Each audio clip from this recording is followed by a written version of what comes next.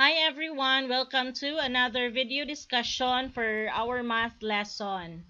And for this week, we are now in lesson 3.2, which is all about polynomials. But for this week, we are going to discuss only about the terms or common nga mga terms na ginagamit nato as we go through our lesson in polynomials, as well as the evaluating of algebraic expression. The operation for polynomials, will reserve that for later. So, kindly open your book on page 121 up to 124. So, you can follow o unsa ang aho ang gidiscuss through this video. So, you can take notes for the following examples, but I mean for some examples, but mostly sa ako nga na-appear din hiya sa PowerPoint are taken from our book. Okay? So, kani siya for again, ang ato nga una nga i-discuss is all about mga terms nga atong ginagamit as we discuss polynomials. So, every time nga maghisgot na ta ani, you know already unsay aho nga pasabot, because I believe this is new to everybody. So, wala pa'y nakaagi ani dinhi sa elementary except those who are just interested in math and nag-advance gid sila intentionally. But if ikaw ga kanang sunod lang throughout the lesson, so wala pa gid ninyo, so this is a new nga lesson for everybody. So unlike sa integer no nga naagian naman sa uban sa elementary, but for this lesson, so new gid ni siya.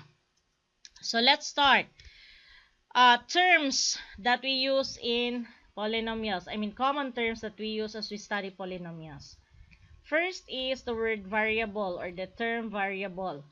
Variable is a symbol, usually a letter, which stands for a number from a specified set of numbers. Or in other words, ang variable is a symbol, kasagaran na niya letter, which stands for an unknown number. So wala pa ta kahibaw unsay specific nga value ana niya nga symbol or letter. So example for variables are this could be any letter from A to Z sa ato ang alphabet. And uban nagamit sa mga Greek letters like kani siya si theta. So ginagamit ni siya sa geometry to get the measure of that certain angle. And kani siya beta, we have alpha and many more. But for sa ato ang level pa karon sa high school, we use kanipang mga letters from A to Z. So as you go through college, siguro sa senior high, masugod na og introduce ang uban pa nga mga variable nga ginagamit nato sa math. Next, we have the set of numbers used to substitute the variables is called replacement set. So, di ba ang variable, it is a symbol na nag-stand for a number from a specified set of numbers. Kana siyang set of numbers given to substitute the variable, I mean to pulihan ang variable, is gitawag na to siya replacement set. So later, magamit ang ingon ana sa tong lesson sa evaluating algebraic expression. But muna siya idea. Okay? A constant. When we say constant, it is a symbol whose replacement set has only one number or element.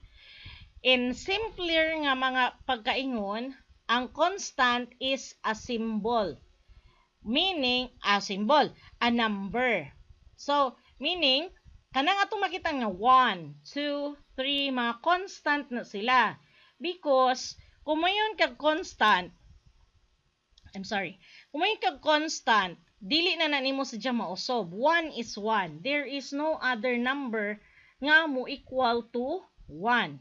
I mean, if not, one number nga mag-equal to 1 if not being operated. Siyempre, kay kung mayo ko 3 minus 2, 1 man agyapon siya, no? But kung mayo kog lain nga number nga pareha ni 1, si 1 is si 1 ra gyud na. So mo na gitawag na siyang whose replacement set has only one number or element. So gitawag na siya constant, meaning dili na nimo ma-change ang iyang nga value. So tanan nga number gitawag nato na sila og constant. Kay dili man nimo ma-change na iyang value, maumang gyud na siya. Okay? So, for example, in the expression 3x plus y minus 7, x and y are the variables. Okay? And on the other hand, 3 and negative 7. So, 3, kaning tapad ni x, and si negative 7, kani siya. These are the constants. Okay, constants. So, meaning, si 3 ug si 7, as is na ng ilang value, mauna gina siya. However, si x ug si y, variable na sila, we do not know yet what is the value of x. It could be 1, it could be 2, it could be 3. So, mauna gitawag siya variables. Ma-change, or I mean, wala pa specified nga value. So, mauna siya.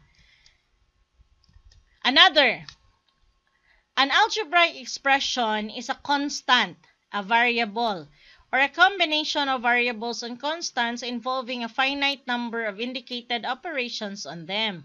So when we say algebraic expression, take note ha, pwede na siya nga constant. I'm sorry, wala na ako na-emphasize, no? So it's supposed to be emphasized. It could be a variable lang, or a combination sa duha. Variable o constant nga nag-involve na og operation. So, for example of algebraic expressions. So, mo ni, si 8, it's a constant, di ba? Si 8 is an algebraic expression itself. Si 2x minus 1, na natay constant, natay variable, natay operation. So, kana siya, expression gyapon na siya, I mean algebraic expression. So, we have 2y over x plus 1. We have square root of x squared minus 5x minus 3. So, kana sila, example of algebraic expressions. Another, we have 3x cubed minus x squared, asa na to? Plus 4x plus 1. Then we have negative 5x plus y over 7. We have negative 21 a squared. Basta 2 ang exponent, we read it as squared. Okay? Kung 3, cubed. So we read it as negative 21 a squared b cubed c to the power of 4. So, dili na basahon as c4 ha. Or a2, b3, c4. No. That is a to the power of 2, b to the power of 3, c to the power of 4. Langan, pero that's the appropriate way to read it. And, pwede po na siya, again, negative 21a squared, b cubed, c to the power of 4. Okay? So, these are all what we call as algebraic expressions. Kana sila. Whether it be a number, or it be a variable, or may it be a combination of those with involved na nga operations. So, when we say operations, fundamental, addition, subtraction, multiplication, division, square root, we have also the exponents and the likes. Okay. So, mo na siya. So, kani sila tanan, algebraic expressions. Polynomial. So, muna ni. A polynomial is an algebraic expression involving only non-negative integer powers of one or more variables and containing no variable in a denominator. Okay. So, ma'am, mind-blowing ang iyahang kanang ihang meaning. Yes, so that is terminology, no? So, ang buot pasabot sa polynomial, muna siya. Ang polynomial is an algebraic expression. However, dili tanang algebraic expression polynomial. So, mo na mo nga remember nga mga notes para nga unsay kalahian sa polynomial o sa algebraic expression. So, again ha, polynomial is an algebraic expression. So, tanan nga polynomial, algebraic expression. Pero dili tanang algebraic expression, polynomial. So, kanus alang nato makonsider ang expression nga polynomial. So, first, a polynomial should not have negative and fractional exponents in any of its variables. So, muna siya. Example, kung mag-ingon anta, negative 3x squared plus 5y to the power of negative 3, it is an algebraic expression but not a polynomial because of this negative nga exponent. Ang polynomial, wala na siya dapat negative exponent or a fractional nga exponent to any of its variable ha, kana lang mga letters. Kana mga letters lang, siya erase to kani nga mga exponents. So, kuan na siya. Dili na siya polynomial to any of its variables. So, this is also na an algebraic expression but not a polynomial.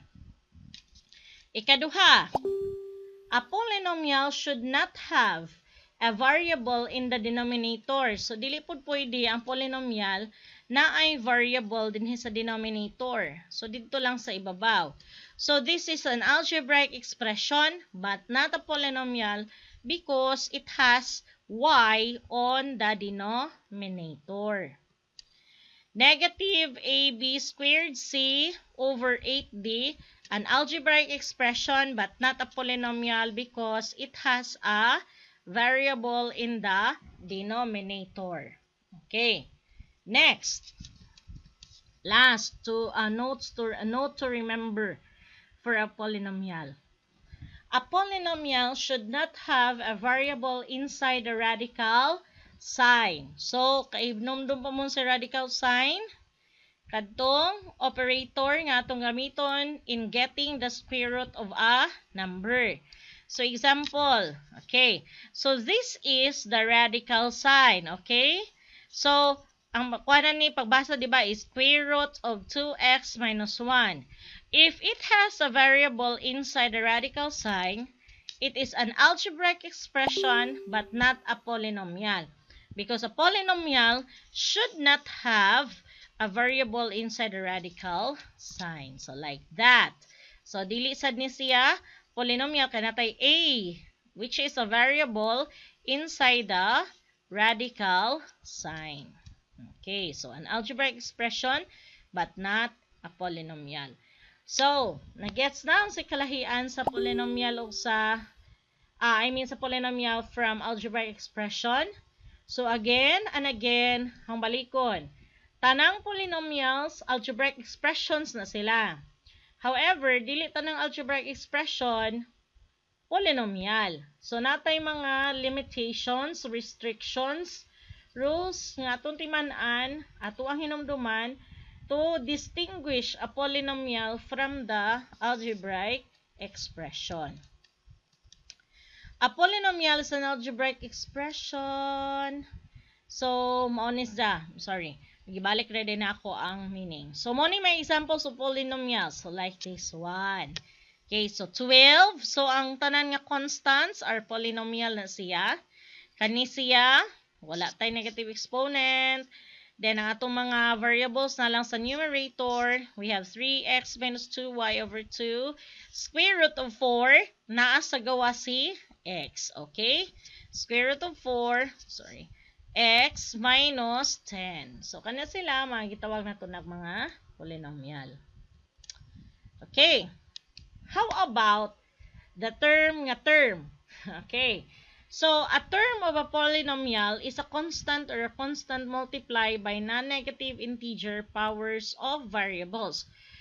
Ang term ang good nga term, the word nga term, ato nang ginagamit sa polynomials. Like, mayon ko nga, how many terms are there in this polynomial? So, may pasabot may kag term. How to identify it? So, a term kana siya itself is a polynomial. Kana siya, they are grouped by a constant or a constant multiplied by variables. Nga, positive lang ang exponent. They are separated by plus or minus. So look at this. Very easy. Lisod lang tanawon ang definition, but it's very easy. Ang 3x, so it is 3 times x. Kita gani mo letter o number nagtapad, or I mean, gatapad na no, 3 of x. Both pasabot ana, 3 is multiplied to the value of x. Dili na 3 times.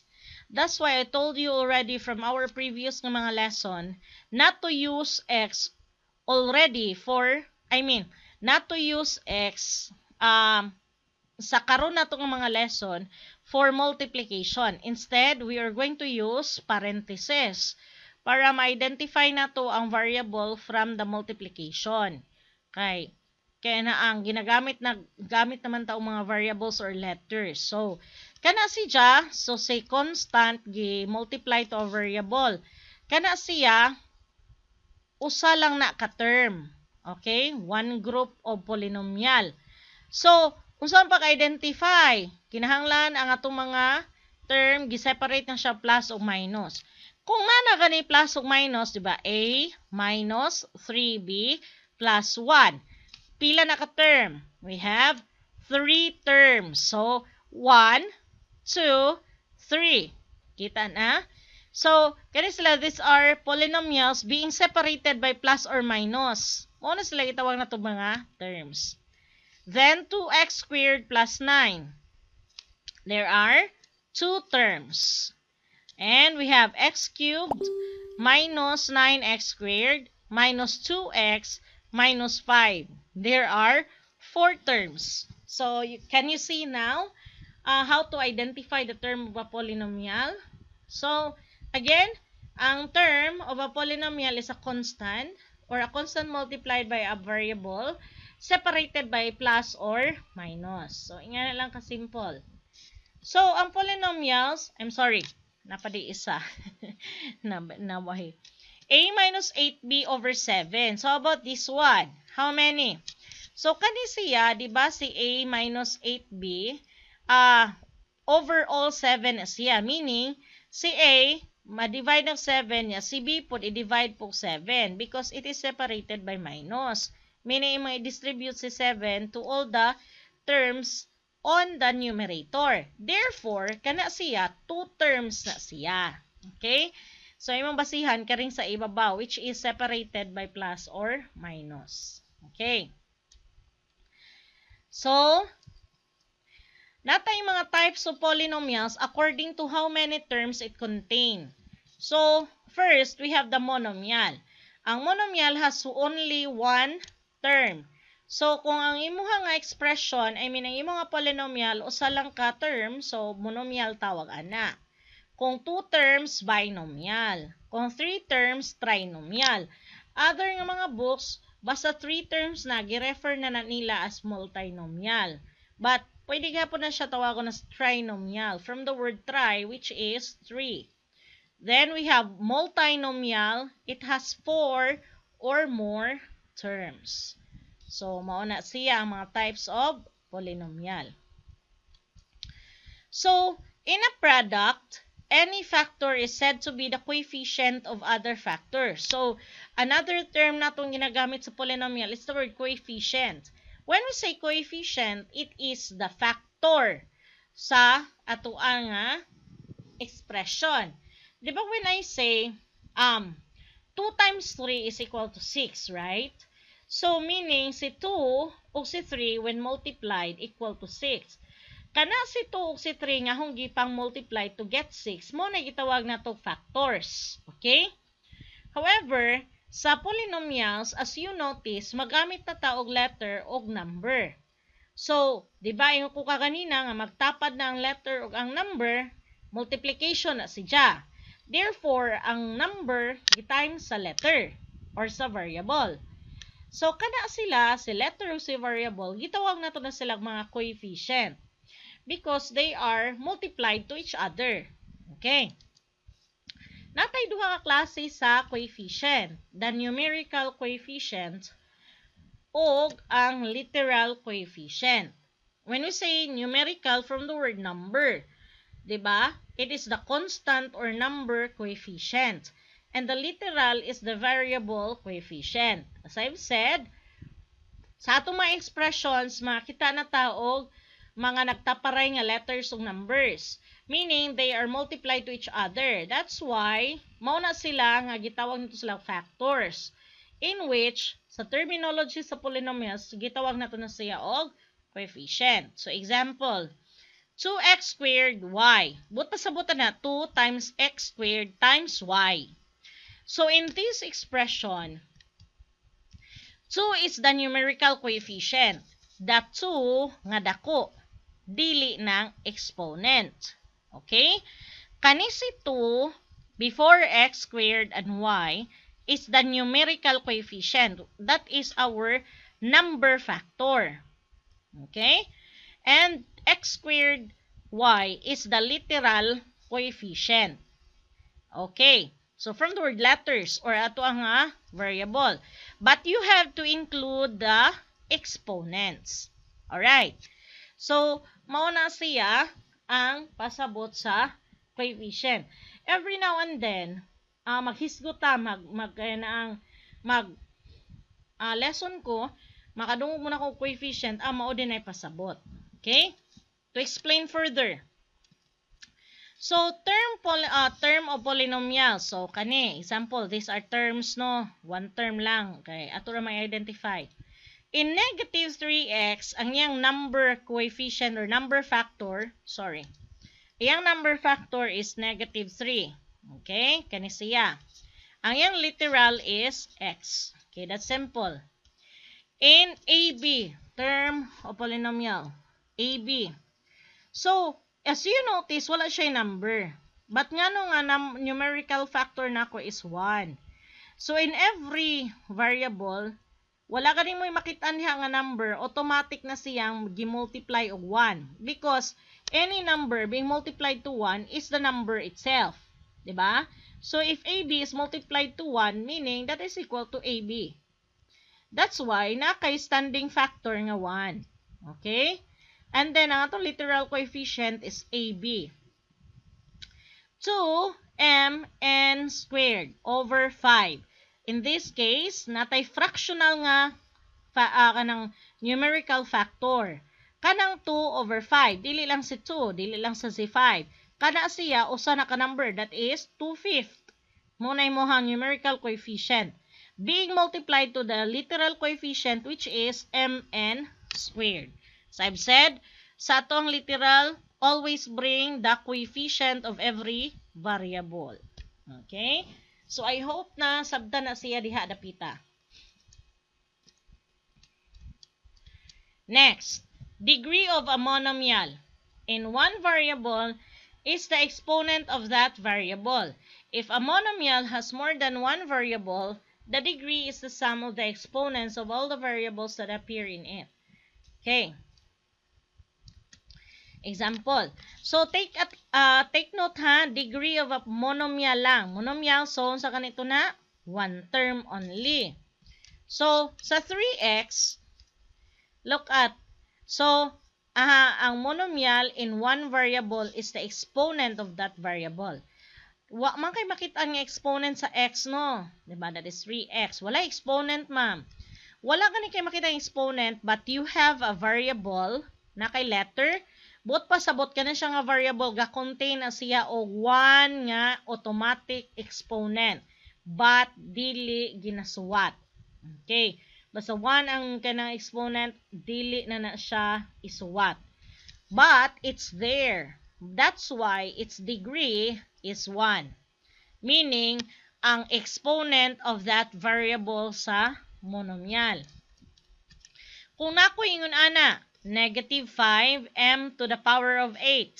Ang iyang degree is 8. Can you see now the pattern? So, sa atong variable natay exponent nga 8, so mo na iyang degree of that monomial. Okay? However, if that monomial has multiple variables, meaning natay x o y, then the degree is the sum of the exponents of all the variables that appear in it. So atong i-add ang exponents of x and y. So in this case, 2 plus 5, that's why its degree is 7. Okay, so did you get that? So mo to siya. So let's also remember, the degree of a non-zero constant monomial is 0. The constant 0 has no degree. So, sa pasabot ana, ang mga number, di ba wala kay makitaan nga variable. Basta number lang gani, kana siya, its degree is 0. Kung ang imuha nga number is 0, it has no degree. Uy ma'am, parihar na sila ma'am, 0, no degree. No, sa imong 20, you still have a value, di ba? Pag mo yung kag 0, wala man yun na. But you have to write it because 0 is a number. For technicality, sa ato ang sa math, 0 is a number. That's why you have to write it. However, it has no degree.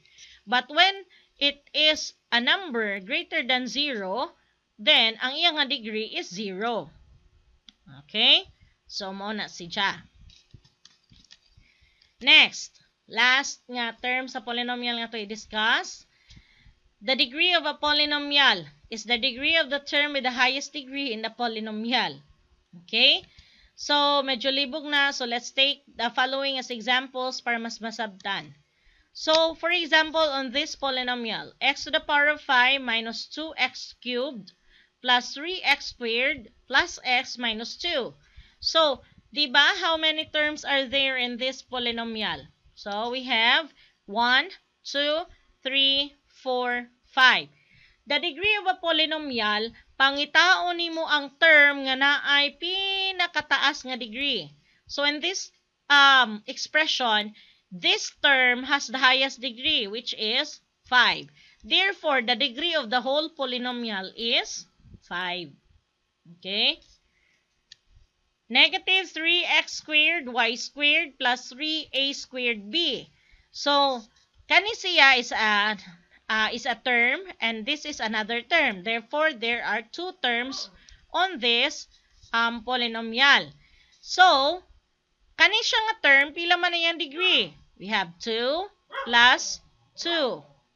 And this is 2 plus 1. And so, kani siya 4, kani siya 3. So, mas dako man rin. So, the degree of the polynomial is 4.